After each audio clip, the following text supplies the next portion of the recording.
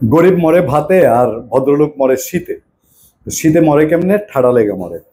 ঠাডা লেগে মরা বুঝেন? ঠাডা পইরা মরে আমাদের এলাকা আছে, বজ্রপাতে মরে, আর শীতে একদম ঠিক কাঠ হয়ে মারা যায়। আমাদের এরকম একটা দশা, টাস্কি খাবো না কি খাবো, ফিট খাবো। ফিট খাওয়ার মতন উপক্রম আমাদের মাননীয় প্রধান উপদেষ্টা ডক্টর মোহাম্মদ ইউনূসের লন্ডন সফরটা যারা 12টা বাজাইছে, এবং 12টা বাজায়া লাজ শরমের মাথা খেয়ে এখন ডুগডুগি বাজাইছে, এটা খুব সফল হয়েছে। আমি খুব টাস্কি খেলাম এই জায়গায় যে বাংলাদেশের পররাষ্ট্র মন্ত্রণালয় একটা অফিসিয়াল ব্রিফিং করছে। আমার কথা হলো ওই পররাষ্ট্র মন্ত্রণালয়, আপনারা তো বলবেন যে পররাষ্ট্র মন্ত্রণালয়ে আপনি কথা বলার আছে, আমি তো বাংলাদেশের নাগরিক। এই পররাষ্ট্র মন্ত্রণালয়ের ভারপ্রাপ্ত সচিব তিনি ব্রিফিং করে বলছেন যে বাংলাদেশের প্রধান উপদেষ্টা ডক্টর মোহাম্মদ ইউনূসের লন্ডন ট্যুর নাকি বিশাল সফল হয়েছে। সফলতার মাপকাঠি কই জানেন? বলবো আপনাদেরকে। এটা হারিকেন দিয়ে আপনাদের এই সফলতা খুঁজে বের করতে হবে, এমন সফলতা। ডক্টর মোহাম্মদ ইউনূসের সফলতার মধ্যে বলতেছে চুরি হওয়া টাকা উদ্ধারে উল্লেখযোগ্য সংখ্যক অগ্রগতি হয়েছে। বহু খুঁজলাম রিপোর্টে, মানে খুব ঘাটাঘাটি করে দেখার চেষ্টা করলাম। তারা স্পেসিফিকলি ব্রিফিংয়ে বলল না এই উল্লেখযোগ্য সংখ্যক এই অগ্রগতিটা কি। আমরা তো দেখলাম কেয়ার স্টারমার তিনি কথা বললেন না, ডক্টর ইউনূসকে প্রত্যাখ্যান করলেন, সোজা বললেন আমি দেখা করব না। জানাই দিচ্ছে স্টেট তার কর্মকর্তারা, তার চাকর চাপড়া, সেটা বলে দিচ্ছে যে না ভাইয়া, তোমাদের এই প্রেসিডেন্ট আসছে বা তোমাদের প্রধানমন্ত্রী আসছে বা তোমাদের প্রধান উপদেষ্টা, আমাদের প্রধানমন্ত্রী দেখা করবে না, এমন কোনো শিডিউল তোমাদের সাথে হয়নি। ওই যে বললাম না, যারা ডুবাইছে, এই জিনিসটা নিশ্চিত করার দায়িত্বে কে ছিল? পররাষ্ট্র সচিব, ভারপ্রাপ্ত পররাষ্ট্র সচিব ব্রিফিংয়ে আরো কি বলছে জানেন? যে ডক্টর মোহাম্মদ ইউনূসের যে রুটিন ছিল, যেই শিডিউল ছিল 4 দিনের, এর চেয়ে তিনি ব্যস্ত দিন কাটাইছেন। ব্যস্ত দিন কি কাটাইছেন? ব্রিটিশ রাজার কাছ থেকে তিনি কিংস হারমোনি পুরস্কারটা নিয়েছেন। এই পুরস্কার লাইন ধরায় দাঁড়ায় ছিলেন, পুরস্কার হাতে নিয়ে আরো 15-20 জনের সাথে। ওইখানে রাজা হাইটা গেছেন, হ্যান্ডশেক করছেন।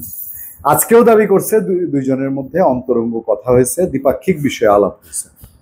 আইসা আলাপ কি হয়েছে? ব্রিটিশ রাজা চুরির টাকা ফেরত দিবে, আওয়ামী লীগ যে টাকা লুটপাট করে নিয়ে গেছে ব্রিটিশ রাজা ফেরত দিবে, নাকি ব্রিটিশ প্রধানমন্ত্রী এটাই ভূমিকা রাখবে। এবং তারা এখন গলা ফাটে এটাই বলতেছে তারা বিশেষ অগ্রগতি হয়েছে আর রাজার কাছ থেকে পুরস্কার নিছে। এবং এটাও বলছে যে ডক্টর মোহাম্মদ ইউনূস পূর্ণাঙ্গ প্রটোকল পেয়েছেন। পূর্ণাঙ্গ প্রটোকলের সুরতটা একটু দেখবেন। পূর্ণাঙ্গ প্রটোকলের সুরত হইল যে তিনি গিয়ে এয়ারপোর্টে নামছে, বাংলাদেশে হাই কমিশনকে রিসিভ করছে। না রাজা, না প্রধানমন্ত্রী, না ব্রিটিশ সরকার, না ব্রিটিশ রাজ পরিবারের একটা মানে কানা করা ছোটখাটের কোনো লোকও সেখানে রিসিভ করতে যায় নাই। আমি আর অন্যভাবে বললাম না। এরপরে তিনি যে ফেরত আসছে, এই ফেরত আসার সময়ও কেউ আইসা বিদায় দেয় নাই। আর তার মাঝখানের সময়ে আনুষ্ঠানিক ব্রিটিশ কোনো দায়িত্বে থাকা কোনো মন্ত্রী, উপমন্ত্রী, হ্যানমন্ত্রী, প্রধানমন্ত্রীও দেখা করবে না, কেউ এসে দেখা করে নাই। এতেই খুশি, খুব খুশি। মানে মানে নাই দেশে বুটকালাই সন্দেশ অবস্থা, তারা এতে খুশি বলতেছে তারা পূর্ণাঙ্গ প্রটোকল পাইছে। আরো মজার জিনিস কি জানেন? বাংলাদেশের পররাষ্ট্র মন্ত্রণালয় এই কথা বলছে না, পররাষ্ট্র মন্ত্রণালয় ভারপ্রাপ্ত সচিব বলছে। সেই ভারপ্রাপ্ত সচিব, পররাষ্ট্র উপদেষ্টা কেউই সফরে ছিল না। গেল দুর্নীতি দমন কমিশনের চেয়ারম্যান ঘুইরা এসে কইল দেখি, তার দেখা মনে হইতেছে কাগজপত্র ঘাইটা টিউলিপ বাংলাদেশের নাগরিক। গেল একখানা। এগুলো আওয়ামী লীগ সরকারের সময় আওয়ামী লীগের লোকজন যদি বলতো, মখা আলমগীর টাইপের লোক যারা ছিল না, মহিউদ্দিন খান আলমগীর টাইপের, এরা বললে মানাইতো। এই সরকারের সময়ে একটা এত বড় মাপের একটা সংস্থা, এইটার প্রধান এরকম একটা কথা বললো। তারপরে বাংলাদেশ ব্যাংকের গভর্নর এখন পর্যন্ত মুখ খুলে নেই। খুললে আবার নতুন কি ঘটে দেখি। কি উনি তো বলে গেছিলেন টাকা পয়সা সবাই না গরিবরে বিলি করবেন। তো এই হলো পরিস্থিতি। এখন হারিকেন জ্বালায় সফলতা খুঁজতেছে এবং কোনো লাজ লজ্জা, কোনো ডাক ঢাক নাই। ডক্টর ইউনূসের মতন একটা মহান মানুষকে, এত উচ্চ পর্যায়ের একটা মানুষকে, নোবেল বিজয়ী একটা মানুষকে যে বাংলাদেশের পররাষ্ট্র মন্ত্রণালয়, পররাষ্ট্র রিলেটেড লোকজন এইভাবে ডুবাইলো, এটা নিয়ে তাদের কোনো অনুশোচনা তো দূরের কথা। আরো বলতেছে যা হয়েছে খুব ভালো হয়েছে।